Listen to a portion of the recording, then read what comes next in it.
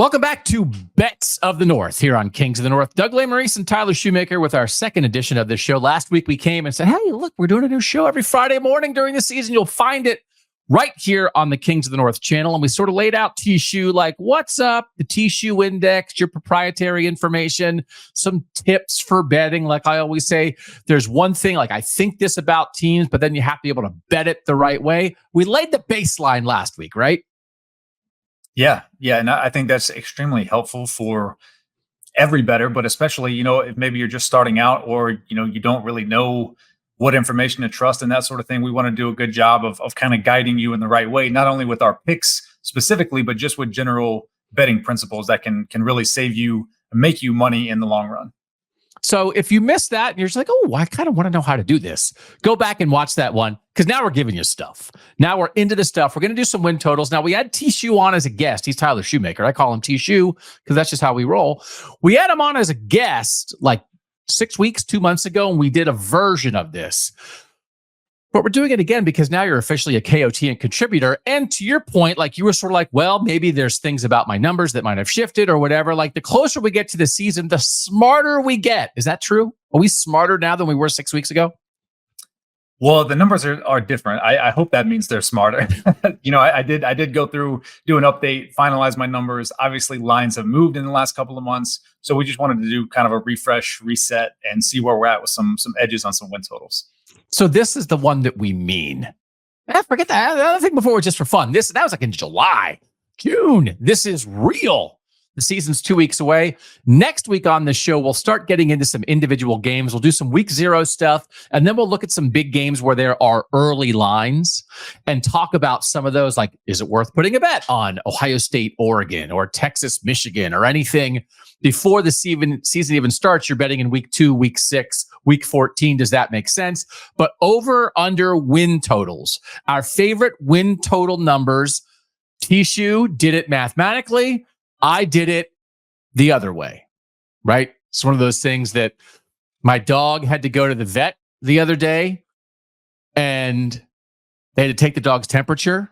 And my wife was discussing taking the dog's temperature. And like in my head, I was like, oh yeah, they put the thermometer in the dog's mouth and they take the temperature. And it's like, that's not how they do dog's temperature. So that's how I made my pick, the same way that they took my dog's temperature. Here we go. We each have 5, and then we have a couple little bonus ones at the end. His T-Shoe has a G5 bonus. I have a Dawg Mentality bonus, and then I have a super spectacular Cyhawk special that I can't wait to get T-Shoe's view on that because I think I might be onto something. I actually think I might be onto something. But also it's possible that the math will just slap me in the face. But this is just normal win totals to start. T-Shoe, we're starting, I think, where we started the last show. You loved it then. You love it now. It's the Notre Dame Fighting Irish, over 10 wins, minus 115. Why is this so juicy to you? Yeah, I mean, my numbers are just really high on Notre Dame in general from a power rating standpoint. Also, again, the bottom line of anything that we're going to talk about on this show is going to come down to price. I like it at minus 115. That's the DraftKings line. We use the DraftKings odds for everything for the purposes of this show today. However, I do think if you shop around, I think there's still some plus money opportunities on this bet to get Notre Dame over 10. Their strength of schedule is very soft. It's a 1.2 average opponent power rating, which puts them at 51st in the country as far as their strength of schedule. So very weak for a power 4 team, if you want to call them that. So I like the schedule. I like the fact that they're in my top 10 from a power rating standpoint. Marcus Freeman has this program trending upwards. And I think, adding Riley Leonard in the transfer portal is going to be a huge boost. Sam Hartman was fine, but I think Riley Leonard is a step up from Sam Hartman. So I think the offense will click, and the defense has been trending definitely in the right direction under Marcus Freeman. So I think they're going to take another step forward this year. Here's a particular thing I like about this bet. Notre Dame, Texas A&M is a primetime banger week 1. You could make this Notre Dame season total over bet and not have to bet the Notre Dame, Texas A&M game, and then just sit back on your couch and root for your bet and root for Notre Dame. Because if Notre Dame beats Texas A&M, man, they are in really good shape. to get to over 10 wins. Because again, you look at that schedule, Florida State on there, Louisville on there, USC on there, but Texas A&M, that would be a propulsive win, I'm sure, right? Even if you're, I don't know what numbers you have on that game. That's not a toss-up game. It is at Texas A&M, but Texas A&M is a team that people are putting in the playoff. So if Notre Dame, they can get to over 10 or at least push on it, even if they lose to Texas A&M. But I can make a long-term bet and enjoy it in the very short term because it's such a key game for them. Yeah, and I already bet that game. I'm on the win total and on that week 1 game because my numbers give them a 77.7% chance to win 10 or more. So, worst case, you push here. But even at that, there's still basically a 22% chance that you lose. So I really like this from a math standpoint and just from a eyeball standpoint and looking at the trends of the program the last couple of years under Marcus Freeman. All right, let's go to my first pick, and it is the Syracuse Orange. Over 7 wins at -120. And here's how I do math. I looked at their schedule, and then I went through and I checked the win totals for a lot of their opponents. They have 8 opponents who have a win total of 6.5 or lower. The one that's actually the highest there is Ohio, which is a MAC team. So it's not a power conference team. Otherwise, on their schedule, they have Georgia Tech 5 wins, Stanford 3.5. Holy Cross, they'll win that. Pitt 5.5, Boston College 5, Cal 6, and UConn 4.5. That's 8 very winnable games to me. And then, frankly, at NC State, Virginia Tech, Miami, and at UNLV, I think there's 2 games in there they at least have a chance in. So I like them with 8 really good chances, and then maybe they steal 1 more of that other group. That's 9 wins. So to get over 7, I feel pretty good about that. So I don't know what the math, and again, you have to pay attention to the juicy juiciness at the end. -120, is that not great? I actually have some worse ones than that. So my reasoning of Syracuse is soft schedule.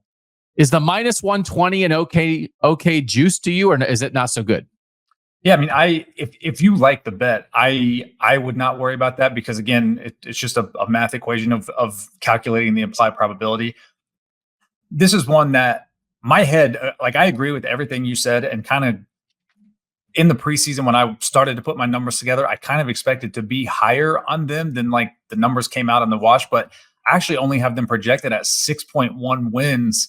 Which makes me a little nervous because to get 7 or more wins, I give them about a 40% chance. Yeah, but you outlined the case for it. Is it possible that Holy Cross is as good as anyone they play? The first half of the season, basically. I don't know. There's a lot of toss-up games in there. Boston College, Virginia Tech, UNLV, Georgia Tech, Stanford. All of those are basically within 5 points on the spread by my numbers. So there's a lot of maybe there, a lot of coin flip games there that I don't love. So I personally would not play it, but my head, this is one of those where Tyler Shoemaker agrees with you. The TSU index does not. Oh, yeah. Oh, it is. You're 2 people. We've discussed this before. Yeah. There's the man and then there's the machine. I have this basically for all my bets. So I want to ask you about this. And I think there's information to be learned here for the non-expert bettor. Alternate win totals. A lot of the online books have these. I found alternate win totals basically for every one of my teams. You can get Syracuse over 7 at -120, or you can get Syracuse over 8 wins at +240. So that is a huge jump, right? From -120 to +240. But also it's one of those things I am sitting here saying, it's just 1 win. But 1 win in a 12-game season, 1 win when you're only talking about 7 or 8 wins is a gigantic chunk of that win. So what do you think when we're at a spot of over 7 at -120 or over 8 at +240? How should people because I just outlined the case that I think Syracuse has a chance to get to 9. So should I go ahead and bet the alternate number? Yeah. So this is where, I've got a little handy tab on my spreadsheet here that has implied probability. So the implied probability at the +240 that you're talking about, and this is over 8 wins, right? At +240. That's your, yep. So 29% implied probability. My numbers give them an 18.5% chance. So I think that, actually doing quick math here, I think that actually is a better bet than the 7 at minus 120. So yeah, Okay. To answer your question, I think that's what I would pull the trigger on if I were you, as opposed to the minus 120 on the 7 wins. So there is, I mean, there's math here that matters. And there are just going to be a couple teams for everybody out there that you look at the number and you're like, what?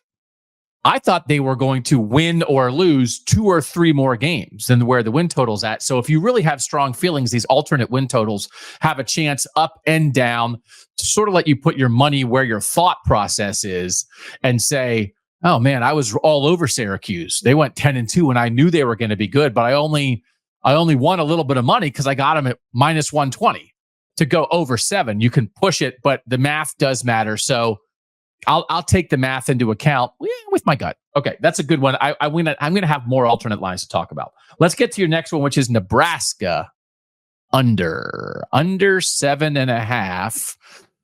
Why are you under here? And you're getting plus 105 on the odds here. Yeah, I mean, one, they're going to be starting a true freshman quarterback, which really has not worked out all that well for anyone since like Trevor Lawrence. I don't think, off the top of my head. I'm sure there's an obvious example that I'm missing, but my point is, starting a true freshman, I don't love it. Their offense, even though obviously they've had trouble at the quarterback position, but I don't think Matt Rule's really like an offensive guru. He's much more on the defensive side of the ball, which their defense has been pretty good. And I do think Nebraska is going to be a decent team. However, they've got a top 40 schedule. They're 27, I think, point favorites against UTEP in week 1. Then they got a toss up against Colorado, where I project them about a touchdown favorite. But again, this is another team with just a lot of toss-up games, and that makes me very uncomfortable. So for them to win 8 or more games, I only give them a 27.2% chance. So, that's a 73% chance by my numbers that they're going to go under this win total. So I would imagine, do you think, is Nebraska popular enough, and is Dylan Raiola, who's getting compared to Patrick Mahomes, popular enough that there might be public money on a Nebraska over because the Nebraska fan base is big and they're fired up after having not made a bowl since 2016? Could that be factoring in to this a little bit? Because this is one of the few places in all of our bets where you're getting plus odds on the win total projection that you and I are picking. Yeah, I mean, I've got them as an underdog in 4 of their last 5 games. So then I only need them to lose one of basically Colorado, Illinois, Purdue, Rutgers, Indiana, or UCLA. If they lose one of those games and the 4 that I've got them as an underdog in, I cash this bet. So again, it's all about the math for me. And I think the math is really in my favor here. And a 7-5 year for Nebraska is good. Yeah. Nobody in Nebraska, especially with the freshman quarterback, is going to turn up their nose at a 7-5 season that gets them to a bowl. So this is one of those, I think we talked about this before, like when a team can do well but still not hit the number, it's not like you're banking on Nebraska having a disastrous year. Yeah. They're just not going crazy and jumping to 9 wins or something, right? So I do think there's and we're contributing to it. Like our last 2 shows on Kings of the North have basically been all about Dylan Raiola. Just like, I don't know, man. I don't know. He might be Trevor Lawrence. So he tiptoes like Patrick Mahomes. So we're driving the line so you can win money. Look at this. It's kind of like a scam. It's like a pyramid. I like that. Yeah. Because you can't just in Vegas, and all the Nebraska fans are like, oh man, the Kings of the North guys are all over Dylan Raiola. I'm taking the over. T-Shoe's like, I know the Kings of the North guys are idiots. I'm taking the under. Yeah, I mean, it's just shake and bake right now. You're Cal and I'm Ricky Bobby. You're just setting me up for the slingshot. I like it. That is my cross to bear. I'm setting you up for that's a nice way to say that I'm terrible at gambling. Setting you up for the slingshot, and then I'm going to drive straight into the wall and wreck my car while you slingshot to victory. That is the vibe of this show for sure. That's a sacrifice I'm willing to make. I think it's one I am too, because I'm going to lose either way. You might as well win. I really like West Virginia. I'm not going to get away from it. I'm going down with the ship on this one if I'm wrong. Over 6.5 at minus 130. And I'm very interested at over 7.5 at plus 220, because I think West Virginia has a shot at the Big 12 title game. And so I look at their schedule and I see 6 very winnable games with Albany, at Pitt, at Cincinnati, Baylor, UCF, and at Texas Tech. So that gets you to 6. And now they've either got to win 1, or if I want to take the alternate line, they've got to win 2 against Penn State, Kansas, Oklahoma State, Iowa State, Kansas State, and Arizona. Now, those are all very good teams, but I'm going to pick them to beat Penn State in week 1. And then that would get me my over with the other 6 wins. And if I bet the alternate, they have to win 1 more in there. They do get Kansas and Morgantown. They get Iowa State and Morgantown. They get Kansas State and Morgantown.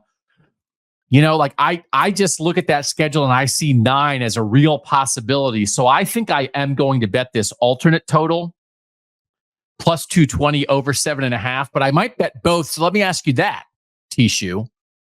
Does it make sense to bet both? Can I bet them minus 130 over 6.5 wins and plus 220 over 7.5 wins? Sure. If I was going to do that, I would just split the unit. Like I don't think I would put a full unit on both. Okay. I think I would just split my unit and go half and half, and just kind of hedge yourself, with the plus money on the alternate line. My numbers are pretty much in lockstep with everything you just said. I've got them favored in 6 games, and I think it's the exact 6 that you outlined. But then there's also 1, 2, 3. I mean, a handful or more of coin flip games. So if they win the 6, I've got them favored in. Like you said, you need 1 more. You need 1 coin flip game to go your way to cash the original bet, and you need 2 to go your way to cash the alternate at the plus money. I really like it. I give them about a 57% chance to win 7 and a 32% chance to win 8. So I really like that. I think my numbers agree with you that might be one. I may end up getting involved there. I like that one. 4 of their 6 toss-up games are at home too, which I think helps a little bit. Yep. So, because that's a big conference. Like they're going to Arizona. Everybody now that Arizona's in the Big 12, is like Kansas State has to go to Arizona. That's a tough game. West Virginia has to go to Arizona. Just like everybody now, you're going to have some really tough conference game road trips. But Kansas, Iowa State, and K-State, and Penn State even coming to Morgantown is no joke. That is not a cakewalk for any of those 4. So I am just going to ride the Mountaineers until they buck me off. All right, let's do it. We're going head to head, and Mike, you can put them both up. We are going head to head on the Fighting Bielemas. We have Tishu going over 5.5 wins for Illinois at plus 105, and I am going under 5.5 wins at minus 125. Hit us with the math, Tishu. Bury me with math. Just like senior year in calculus, bury me with math. Yeah, I've got them at 6.2 projected wins. The only thing that scares me here with an over is they've got a top 35 schedule. So it's not like world beater status, but it is challenging enough that, a week or 2 throughout the season, if they're not on their A game, like that could really set me back. But again, just playing the math, I like them. Let's see, to win 6 games, I give them a 68% chance. So I mean, that's that. Okay. Like I have to play that. That's just a bet I have to make just from a math standpoint. I think they'll take a step forward offensively. I mean, everything that I've kind of read, and again, like I by no means am an Illinois expert on their personnel, but everything that I have heard is that offensively they look to take a step forward this year. And one thing we know about Brett Bielema's teams, they're going to play hard-nosed defense. So, they can muck up some games. Like, we saw the Penn State, 9 overtime game a few years ago. Like, they can muck games up against better teams and just make it ugly football and make it a coin flip game, even, if the numbers don't necessarily project that. So they're kind of sneaky and just annoying enough as a team that I think they can get over 5.5 wins and get the bowl eligibility this year. So I think that the issue here, this is a win total for Illinois that really depends on how you feel about a couple of teams on their schedule. And I think it's primarily Nebraska and Rutgers because they have to go on the road for both those games. I think Rutgers and Nebraska have a chance to be pretty good. So I'm counting those as probable losses for Illinois. And then they're also playing Kansas, Penn State, Michigan, and Oregon, which are 4 ranked teams. So if you think they lose the road trips to Nebraska and Rutgers and you lose the other 4, that's 6 losses. So for my under, they have to lose 1 more game of Eastern Illinois, Central Michigan, Purdue, Minnesota, Michigan State, and Northwestern to hit my under. But if you aren't as enthused about Nebraska and Rutgers and you think, well, who's afraid to go to Piscataway and like you don't think Brett Bielema has a plan for a freshman quarterback, some stuff like that. And even like the week 2 game when Kansas comes in, I think everybody in the world thinks Kansas is going to win that game. We think Kansas is going to compete at the top of the Big 12. Illinois is not competing in our mind at the top of the Big 10. Oh, mama, if they get Lance Leipold in that one, they spring the upset there. They're off to the races. But like, I can almost tell because I know where we differ on Nebraska and Rutgers, and that to me is why we differ on Illinois. Yeah, no, I think that makes a lot of sense. And as someone who bet the Kansas win total over, like, that game in week 2 as a Kansas bettor kind of scares me. As an Illinois over bettor, I kind of like, because that, to me, that's the exact type of game that I'm talking about. That like, okay, Kansas definitely is more talented. Jalen Daniels will be the best player on the field, but I also think Bert's going to come in with a game plan and like could ugly that game up and just again make it a coin flip game. Maybe they lose it, maybe they don't, but I think they can at least make it interesting. I mean, the only 3 games that I look at and say, okay, you're not winning that pretty much regardless. Penn State, Michigan, Oregon. I just don't see a path there from a talent standpoint. But every game other than that, I think they're absolutely going to have a chance to win. That doesn't mean they're going to, but I think they'll have a chance. So let's go right to Kansas then, because that is your next bet. And I think I know the answer to this. It's like, should you not bet win totals with 2 teams that are going to play each other in the regular season? And I have a thing later in the show that I want to talk about, but the math is the math, right? So you're taking an over on Illinois and an over on Kansas, and they're playing each other in week 2, which means you're guaranteed a win for one of your overs, but you're also guaranteed a loss for one of your overs. But is that the kind of thing that would even come into your mind at all? Or is it just the schedule is the schedule, the math is the math, and make your bets? Yeah, pretty much that, the second one, because it's already baked in. Like the projections already know that they play each other. So like that's already baked into the, equation. So like, yes, when you look at it subjectively with your eyeballs, it's like, oh man, I've got a win total bet on both of these teams that play each other. So like that sucks from like a rooting interest while I'm, sitting on my couch on a Saturday watching the game. But in terms of the actual probability that the bet cashes, that's already been accounted for. And so what else is that then that you like about this Kansas over 8 at -135? I think so. It's 2 things. Number one, I've got them with the number 62 schedule in the country. So bad for a power conference team. And 2, I think, because Jalen Daniels only played in, I think, less than a handful of games last year, I think their data from last year that odds makers, use and that the betting public uses to kind of look at how this season might go, I think it's a little bit dampened down and Jason Bean did a great job as a backup. Like he's as good as you could ask for, but he's not Jalen Daniels. And obviously this win total hinges on Jalen Daniels' health. No question about it. I'm not shy about that. But if Jalen Daniels is healthy, he is an absolute difference maker and is the best player on the field in most games they're going to play. So I think that is where the edge is. It's in the schedule and it's in getting Jalen Daniels back, again, assuming he's healthy, because I don't want to get into a world where I'm trying to project the guys that are going to get hurt, and that's not the world I want to live in. So if he's healthy, he's the best player on the field, and he's going to win them a lot of games. Did you watch our Heisman draft show? Did you get your eyeballs on that one at all? Not yet. I haven't hit the sled yet today, so I haven't listened to it. Landis took Jalen Daniels 3rd in our Heisman draft.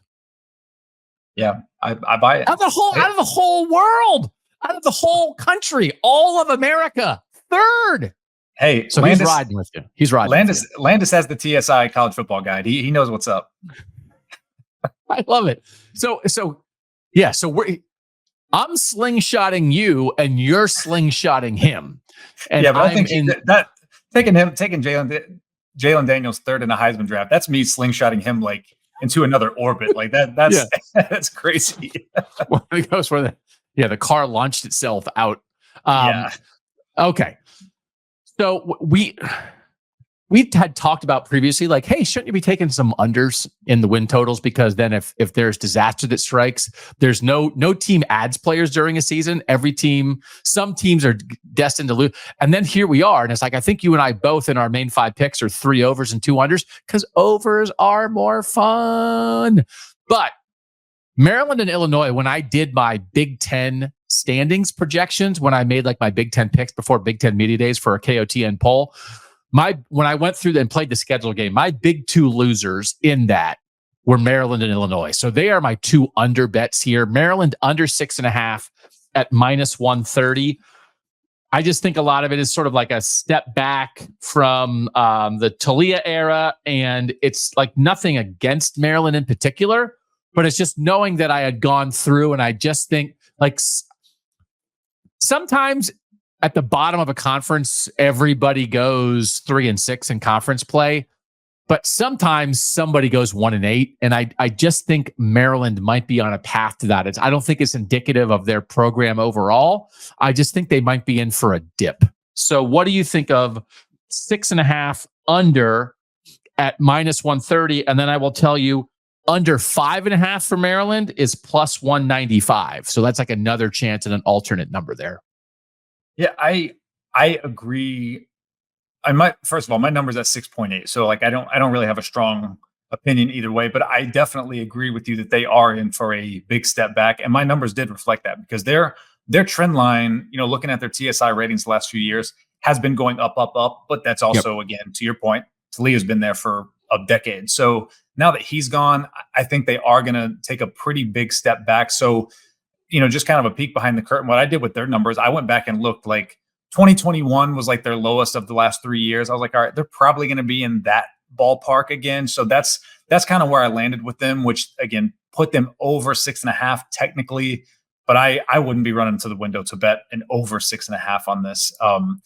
The math says to do it, but that's one of those that like they were a little bit more difficult to project. So it would be a stay away from me. But if I had to make a play, I'm with you. I think I would be on the under. Okay. Let's talk about then another one of your unders. And again, it's another one where you're going head to head with some of your picks in week 2. We've got Colorado and Nebraska playing in week 2. And you already went under with Nebraska. You're also going under with Colorado, under 5.5 at -135. Why? Yeah, I mean, I only give it a 35% chance to go over. So 65% chance they're going under.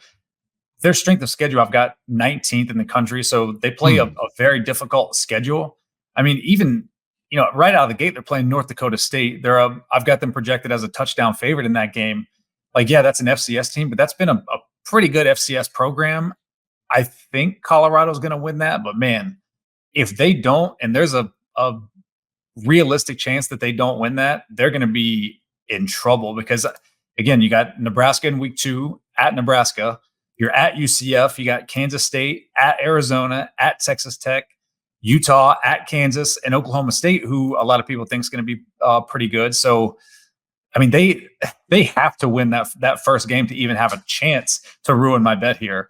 And again, that's no guarantee they even win that. So I feel really good about an under on Colorado. Another public money team, possibly. Oh, for sure. Yeah, I think people love Colorado, and numbers. Like, obviously, I'm a math guy. The numbers indicate to take it, but even just kind of like, you talk about vibes a lot. Even the vibe with Colorado is not good. Like, you see the story coming out, about Deion's culture there, and that, like, I mean, that it just seems like it's going to sour really fast, and I'm here for it. Yeah. I mean, there are definitely people I think who are projecting the bounce back, and the offensive line is definitely going to be better, but I am super curious about week 1. They're playing the number 2 FCS team in the country in North Dakota State. And we've talked about it on the show, who has a history long-term. They had won like 6 straight against FBS teams at one point. So like they are a real program. Yep. And that, I think this is one of those, I'm very much on alert for teams where I think one unexpected result in week 1 can change the entire view of how people look at those teams. And I think a Colorado loss can do that. And I think a West Virginia win over Penn State can do that. And so I think to try to get in on this now, I also might end up being in on this one. I'm not a sure thing about this. I am open to the possibility that the offensive line is completely better. They have a lot of good skill guys, and Shadur Sanders is a first-round quarterback, and that last year was terrible, and everything gets fixed. I do think there's a lot of room to grow. I'm not eliminating that. Just like you said, you didn't say there's a 92% chance. You said it's like 65. So I think this might, from a betting standpoint, it might be, I think it's a very intriguing bet, and watch out for week 1. Even Deion knows that. Watch out for week 1. All right. Well, the last regular bet here is one that I noticed you were no longer on the under here after I berated you about the Rutgers Scarlet Knights. And I swear there are people who are talking about them as a playoff contender. So over 6 wins at minus 140 still feels like a walk in the park to me. This is one of my big plays of the year. And I don't have that alternate number right in front of me, but I'll look for it because I just think Rutgers has a very real chance to be much more in the 8-9 win area than just trying to get over 6. So I will probably investigate the alternate line here if I can find it. Has your mind changed on Rutgers, or do you think the same thing? You just didn't want to get yelled at by me for 5 minutes, so you didn't have anything to say about Rutgers this show? So I will say Rutgers rating did improve when I did my round of updates. The rating did improve. Also, the line was 6.5. Now it's at 6. My number is 6.3. So okay. I now am with you on an over 6, which for that to push or cash, I give a 69% chance. So okay. That's a good bet. I think earlier in the summer when we talked, it was 6.5, and that again, like the number matters, the price matters. So again, I give it a 69% chance to go for them to go 6 wins or more this year. And listening to your conversation with Greg Schiano, obviously he's the coach and he's going to hype his guys up. But I did feel there was a certain sincerity to you, particularly when you talked about the receiver room. I thought he felt very confident in what that's shaping up to be. And if they can pass the ball at all with Kyle Monangai in the backfield, they should be okay because we know they're going to play great defense.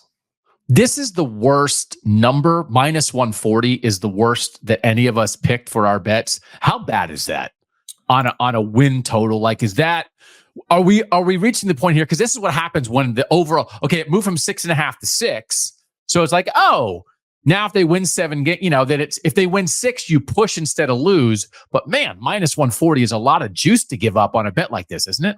Yeah. So minus 140 implies about a 58% chance that it goes under. And again, just as a refresher, I give it a 69% chance to go over. So okay, we're looking at, I'm saying there's a 31% chance it goes under. The implied probability is saying 58% chance. So there's your edge right there. What, 19%? Doing some quick math here. So you have a 19% edge on that bet. That's a great bet. Okay. Oh, good. Look at you. I'm going to get you a Scarlet Knight hat. I'm going to get you a helmet. I'm going to get you a Knight helmet. I'll wear it on the show. You've been knighted. You've been knighted. All right. We have 3 bonus bets here at the end. We each did kind of like our main 5, all in the North. Bonus. This is the T-Shoe G5 bonus. We don't talk about the G5 teams as much. We certainly will bet them when there is a chance to make money. And I think there will be weeks when you watch the show and listen to the show and there's going to be a lot of MAC happening because sometimes T-Shoe wins money in the MAC. That's where this bet is with Buffalo. Buffalo over 5.5 at plus 130. Why do you like this? Well, I project them at 6.1 wins, but man, their strength of schedule, 131st in the country. So it's like, when I'm looking at my win total sheet here, I'll sort it by, okay, who has the easiest schedule? Let's see if we can find some overs here. They've got one of the easiest schedules in the country. I project them to go over by 0.6 wins. I've got a 22.3% edge here. I mean, this is strictly a math play. I couldn't tell you 5 players that play for Buffalo, but the math says their schedule's terrible and they're going to be good enough to go bowl eligible this year. And 11 years ago, they had Khalil Mack. So that's good enough for me. I don't know. That sounds right. And Lance Leipold used to coach there. Like, come on, man. Like, Buffalo cranks it out. So get on board. I like the Buffalo bet. I also like this one. And I have made this bet just in a, like, let's embarrass each other bet on Saturday down south, where I took with the host there, Connor O'Gara, Georgia to go 10-2 or worse. He took Georgia to go 11-1 or better. So I am taking Georgia under 10.5 wins at plus 105. It's the only bet I have that's plus odds for the actual number. Because of this, their 5 toughest games: Clemson in the opener, at Bama, at Texas, at Ole Miss, and Tennessee. If they lose 2 of those 5, they're under. And so we have our playoff picks coming up. There have been times when we've done our playoff picks here on the show in the offseason where maybe I didn't have Georgia in the playoff. I don't know if I want to be I'm the guy who doesn't have Georgia in the playoff guy for the whole year, but I'm happy to be the 10-2 Georgia guy. And I think they could be good and go 10-2 when you've got to play at Texas, at Bama, at Ole Miss. And also, I think they are not as good as basically the whole country thinks they are. So what do you think about Georgia under 10.5? I actually love this. My number is right at 10 wins, 9.99 projected wins for Georgia. And again, we've talked about like two things can be true at the same time. And one of those things is I've got Georgia power rated number 2 in the country. They're one of the 2 best teams in the country pretty much unanimously. Them and Ohio State, you put them in whatever order you want. I won't argue you. But their schedule, I've got number 10 in the country. So they're both a great team and play a very difficult schedule. Those things are both true, which means they can be a great team and still finish with 2 losses. And in a 12-team playoff, they can still be national champions. Like all of those things can be simultaneously true without us like being haters. South can cram it. But I'm with you. And the funny thing is, I would bet their season win total under. I've already bet them week 1 minus 13 against Clemson. That number is now 14.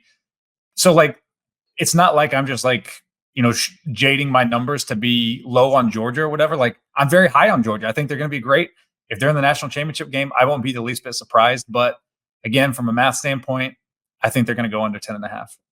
Just to be clear, I am a hater, but also could not. So bet this under, and then if and when they lose a game or two, then look at the national championship odds, and then maybe bet Georgia to win the national championship and get it coming and going, right? If they lose, people will be like, oh, well, that's it. And it's like, well, it's 12-team playoff, man. It doesn't matter. You can lose 2 games and you're fine.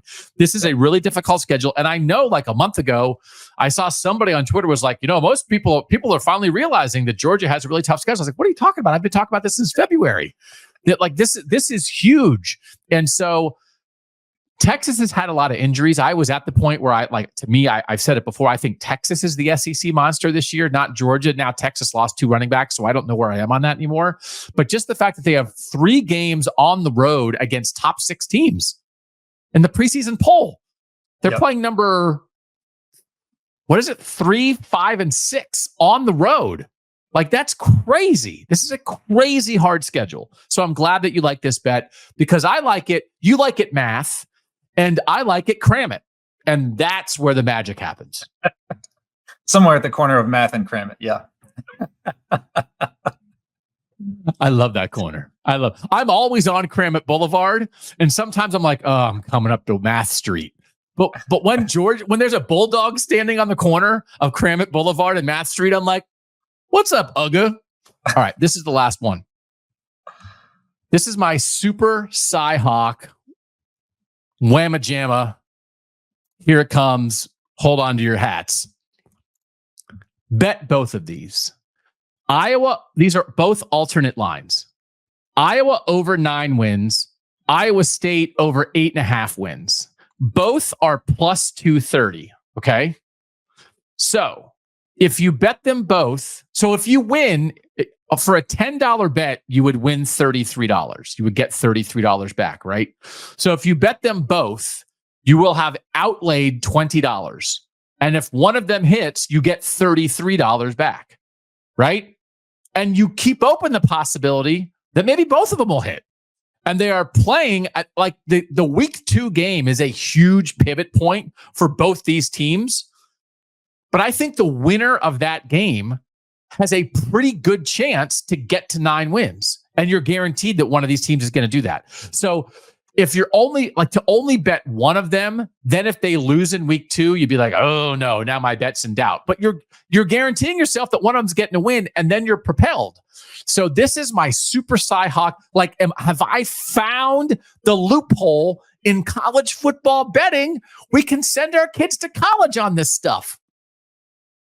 Well, from a math standpoint, no. But this is hard too, because this is where, like, again, coming into doing my preseason work, I was like, man, Iowa's offense is going to be better this year. We know they're going to play great defense and special teams. Like, I think they're going to have a great season. And then I do my numbers, and I've got them projected at 7.5 wins. And I'm like, well, okay, great.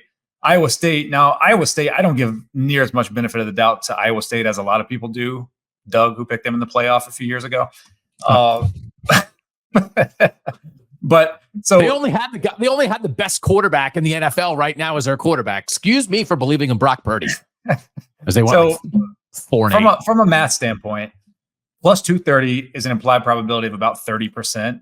I give Iowa a 27% chance to win 9 or more games, and I give Iowa State a 16% chance to win 9 or more games. So the math isn't in your favor here, but again, it's kind of your risk assessment for your own bankroll. It's like, you can bet the regular win total at probably minus money, or you can, take a chance on a higher win total at plus money, so you don't lose as much if it doesn't cash. Because especially on the Iowa one, 30% chance versus 27%, that's essentially the same. So yeah, I don't hate it. I personally am not going to be on that, but I don't hate it. Iowa State has 7 games that I think you feel very good about them winning. Iowa has 6. And then I'm not counting at Minnesota, at Michigan State, Wisconsin, Nebraska as sure things for Iowa, but those are all very winnable games. So there's a path to it, but it's just, that game that I'm so excited for this week 2 game is it's such an important game in the sort of the history of this rivalry. And I think both programs are in very similar spots. The only thing might be that Cade McNamara looked bad in their first scrimmage, and it was do they still not have a quarterback, and what's the deal there? And so that's an issue. That's a real thing. But also I think generally there's pretty good vibes around the rest of Iowa if they can just get, and they have Brendan Sullivan, the former Northwestern guy, who, if they can just get, they'll be more competently coached on offense. And if they can get the quarterback play on the offensive line play the last couple of years has been really bad. So they get a little better there. But I would understand maybe some people being scared off by the reports in Iowa of what the quarterback situation is. Okay, those are our bets. Have you or will you bet your things, the 6 that you said on this show?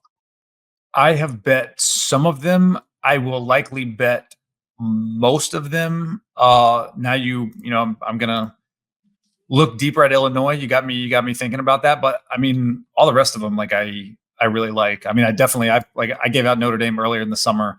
I love that. That's been one of my best bets. Yeah. And again, there were other best win total bets that I've given out that are more like Southern teams. So all things being equal, I deferred to the Northern teams here, but there are some other win totals I like. But yeah, I'll bet most of, if not all of these. And just to double check, is it okay for people to go ahead and fire on win totals right now? Or do you think that people should wait and bet all your win totals the day before teams play, whether it's in week 0 or if they're playing in week 1 on Thursday or Friday, wait until camp is over? Yeah, or is it okay to go ahead? We could do a whole podcast on strategy, but it depends, right? So this is where you have to read the market. What has the line done to this point? Is the line moving you need to bet it now because it's going to move away from you, or is it moving, creating more value? That's where you have to look, and it'll be the same kind of strategy as far as our week-to-week bets as well. Do you want to bet it early in the week, or do you want to bet on game day? And the answer to that depends on what the line has done historically to this point. So there's not a blanket answer I can give to that. Look at where the line has been. There's plenty of free odds sites that'll show you where the line has been and when it moved. See where the line's moved. If it looks like it's, if you like a team at over 7 wins and that's, starting to get juiced, it might go to 7.5, then bet it now. But if it looks like it may start going down, you can wait another week and get a better number. Okay, that's good. And that's not hard to find, right? If you look at win total line movement, Google machine. Okay. Yeah, probably good way to Vegas Insider. There are some paid sites, but literally if you just Google win total odds, I'm sure you'll find something easily. Okay. All right. He's T-Shoe. He does the T-Shoe Index. You can follow him on Twitter at T-Shoe Index, and you can certainly watch him here every week on Bets of the North, coming to you every Friday morning from now until the end of the college football season. As always, thanks to our producer, Mike Urostowski, for making us look good and sound good. He's Tyler Shoemaker. I'm Doug Lesmerises. And that was Bets of the North on Kings of the North.